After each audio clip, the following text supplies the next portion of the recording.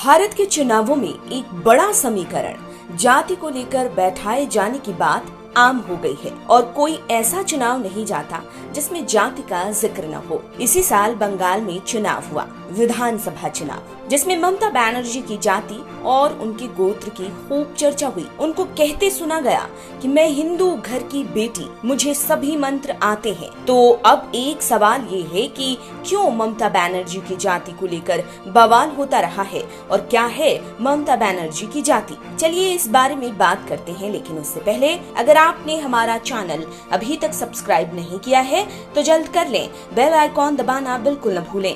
Video पसंद आए तो लाइक करें, कमेंट करें और शेयर करें। अगर आप हमें फेसबुक पेज पर देख रहे हैं तो हमारा पेज सबसे पहले लाइक करें। जब जब बंगाल में चुनाव आता है, जाति और धर्म की राजनीति उफान पर होती है और लगभग हर बार ही ममता बनर्जी अपनी जाति और धर्म को जनता के सामने प्रूफ करने लगती हैं। ममता बनर्जी ने चुनाव के दौरान मार्च में कहा था कि मैं एक हिंदू घर की बेटी हूँ। माँ चंडी और माँ जगदात्री के लिए जो मंत्र उच्चारित होते हैं सभी आते हैं मुझे। उन्होंने कहा था कि मैं एक ब्राह्मण महिला हूँ, पर एक अनुसूचित जाति की महिला मेरी करीबी सहयोगी है जो ध्यान रखती है मेरी हर जरूरत का। वो मेरे लिए भोजन भी पकाती है। बनर्जी ने चुनावों के दौरान ही कहा था कि इसका प्रचार करने की मुझे जरूरत नहीं है, क्योंकि दलित के आंगन में जो खाना खाने के लिए 5 स्टार होटल से खाना मंगवा कर खा रहे हैं, दलित विरोधी, पिछड़ा वर्ग विरोधी के साथ ही अल्पसंख्यक विरोधी हैं वे।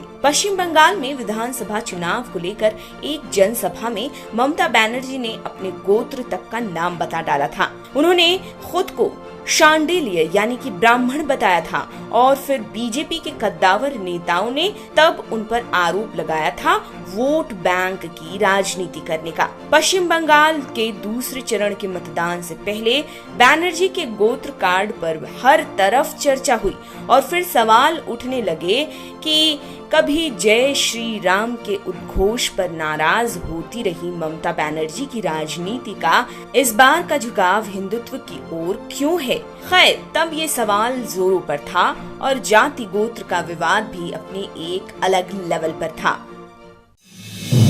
आप देख रहे हैं नेट्रिक न्यूज, साहस सच कहने का।